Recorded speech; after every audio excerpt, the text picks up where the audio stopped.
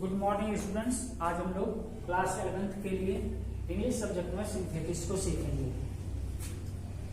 इससे पहले वाली वीडियो में हम आपको सिंथेटिक्स के विषय में बताए थे। सिंथेटिक्स का मतलब होता है वाक्यों को जोड़ना, वाक्यों को जोड़ना। इससे पहले वाली वीडियो में हम आपको बताए थे कि अगर हम सिंथेटिक्स करें तो 3 प्रकार के सेंटेंस बना सकते हैं। पहला होता है सिंपल, दूसरा कंपाउंड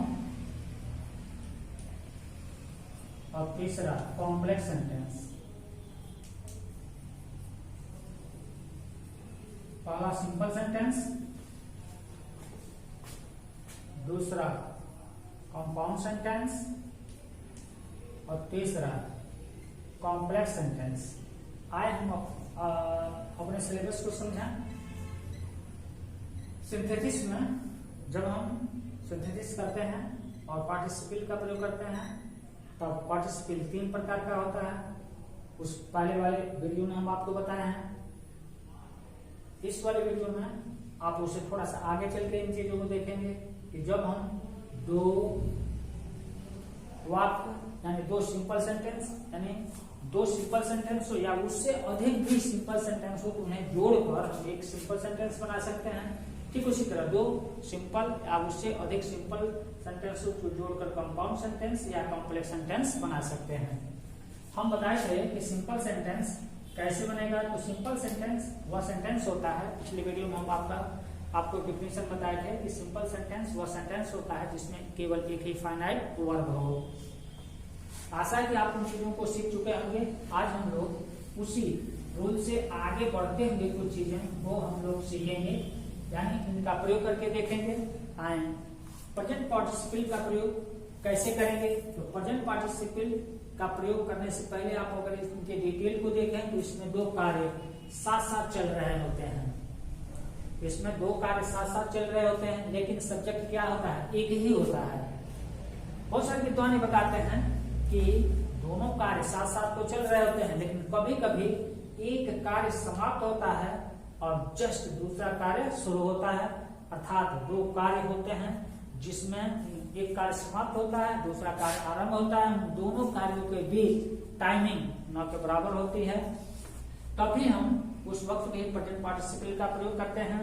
अगर प्रेजेंट पार्टिसिपल को बनाना हम चाहें तो वो कैसे बनता है, तो वह किसी मेन वर्ब के फर्स्ट फॉर्म से पहले आईएनजी जोड़ दें, किसी मेन वर्ब के फर्स्ट फॉर्म में आईएनजी जोड़ दें और उसे एज ए सब्जेक्ट हम प्रयोग कर दें, तब वह आईएनजी फॉर्म वाला वर्ब प्रेजेंट पार्टिसिपल कहलाता है। अर्थात हम प्रेजेंट पार्टिसिपल का प्रयोग करके 2 सिंपल सेंटेंस को जोड़कर एक सिंपल सेंटेंस बनाएंगे।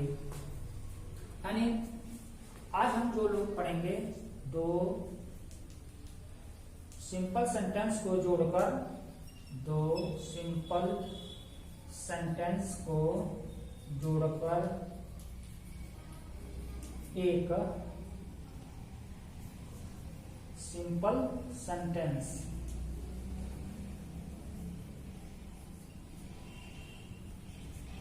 दो सिंपल सेंटेंस को जोड़कर हम एक सिंपल सेंटेंस आज बनाएंगे। इसमें कौन सा रूल फॉलो करेंगे, प्रेजेंट पार्टिसिपल। आए एग्जाम्पल से इन चीजों को अगर हम समझें तो Sohan jumped up, he ran away from there. तो पहला काम हमारा क्या हुआ, जंप का। किसके द्वारा हुआ, सोहन। सोहन हमारा यहाँ पे क्या है, सब्जेक्ट। दूसरे क्लास में सोहन के लिए जो सब्जेक्ट प्रयोग हुआ है वो ही है जो प्रोनाउन है, यानी यह भी सब्जेक्ट के रूप में प्रयोग हुआ है। जब हम कंबाइन करेंगे इसे, अगर एक में नाउन और एक में प्रोनाउन हो तब हम कंबाइन करते वक्त उस प्रोनाउन की जगह पे नाउन वाले को ट्रांसफर कर देते हैं। आज जो कार्य पहले दिखाया गया हो हम उसे प्रेजेंट पार्टिसिपल में चेंज कर देंगे। तो पहला काम हमारा बता रहा है कि वह सोहन कूदा है, तो जंपिंग अप। कामा से हम दूसरे क्लास को जोड़ेंगे, ही प्रोनाउन है और फर्स्ट क्लास में सोहन नाउन है। तो अगर ऐसा मामला आता है तब हम नाउन को उस प्रोनाउन की जगह पे ट्रांसफर कर देते हैं। तो jumping up, Sohan ran away from there. आप इन चीजों को ध्यान से देखेंगे। अभी हम बताए थे कि प्रेजेंट पार्टिसिपल में इसमें दो कार्य साथ साथ चल रहे होते हैं, लेकिन सब्जेक्ट एक ही होता है। तो सोहन पहले वाले में सब्जेक्ट है, दूसरे वाले में ही सब्जेक्ट है। तो सोहन नाउन है, उसके लिए प्रोनाउन के रूप में क्या प्रयोग हुआ है, ही, अर्थात दोनों में सब्जेक्ट एक है। दूसरा जो सिस्टम होता है, दो कार्य एक साथ साथ चल रहे होते हैं। कभी कभी एक कार्य समाप्त होता है, दूसरा कार्य प्रारंभ होता है, लेकिन उन दोनों के बीच टाइमिंग समय न के बराबर होता है, लिहाजा हम वहां पे प्रेजेंट पार्टिसिपल का प्रयोग करते हैं। इन सारे टर्म्स, रूल्स, रेगुलेशन, प्रिंसिपल्स को अगर इसमें अप्लाई करके देखें तो सोहन जंप्ड अप, सोहन पहले कूदा, ही रैन अवे फ्रॉम देयर, फिर वह वहां से कूद कर क्या हो गया, भाग गया। अगर दूसरा एग्जाम्पल को देखें और इन चीजों को समझें तो आए देखें, he jumped over the wall। तो ही हमारा सब्जेक्ट है, jumped हमारा मेन वर्ब है जो सेकंड फॉर्म में है, ओवर उसी के साथ वर्ब प्रयोग हुआ है जो फ्रेजल वर्ब है, वॉल हमारा ऑब्जेक्ट है, ही हमारा सब्जेक्ट है, और रन अवे हमारा क्या है, मेन वर्ब जो सेकंड फॉर्म में है। तो पहला काम जंपिंग का है यानी कूदता है, तो दोनों में हमारा सब्जेक्ट कॉमन है, लिहाजा हम प्रेजेंट पार्टिसिपल का प्रयोग करेंगे। जो कार्य पहले हुआ होगा उस कार्य के वर्ब को फर्स्ट फॉर्म में ले जाएंगे, फिर मेन वर्ब में आईएनजी जोड़ते हुए उसे ऐसे हम पार्टिसिपल के रूप में प्रयोग करेंगे। तो jumping over the wall, comma से दूसरे क्लास को जोड़ेंगे, दोनों में प्रोनाउन है, he ran away।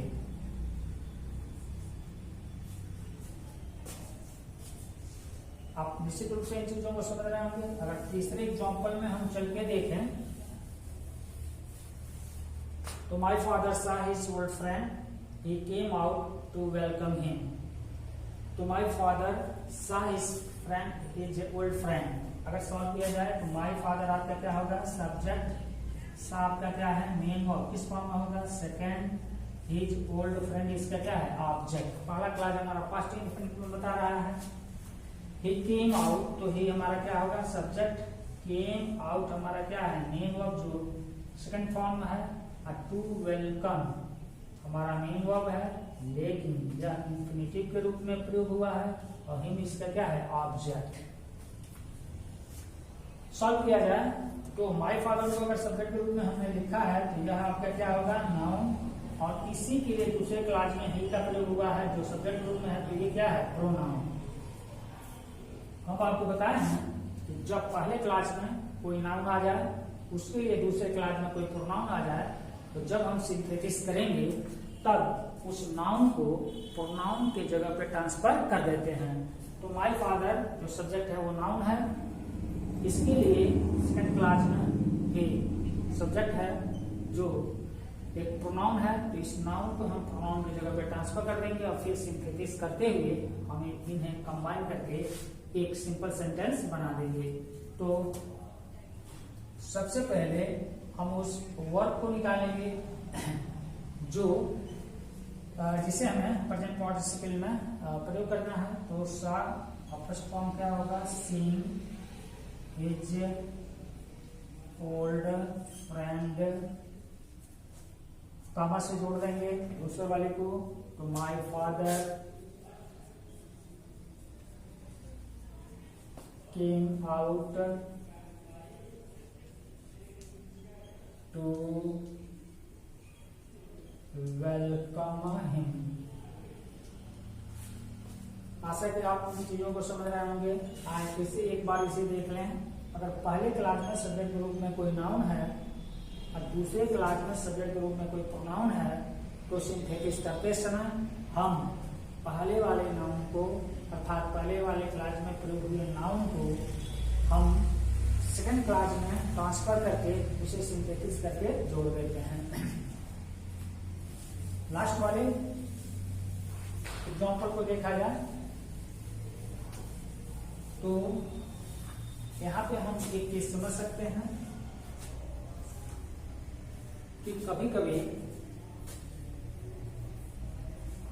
वर्ब को हमें प्रेजेंट पार्टिसिपल में बदलना है वह फर्स्ट क्लास में ना होके सेकंड क्लास में रहता है।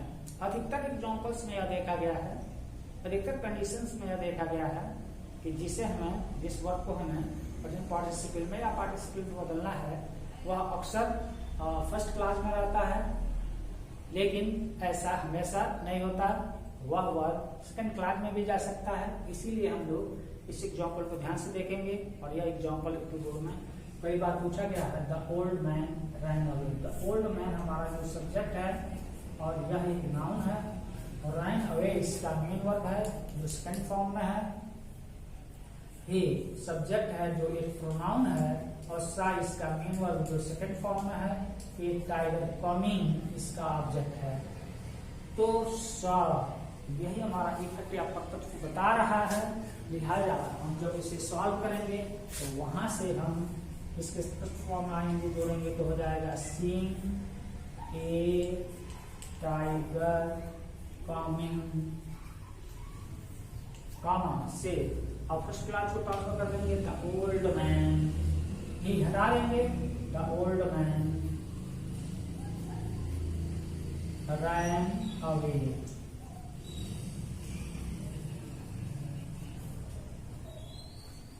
फिर से इसे आप एक बार देख सकते हैं। कभी कभी जिस वर्ब को हमें पार्टिसिपल में बदलना होता है वह फर्स्ट क्लास में न होकर सेकेंड क्लास में रहता है।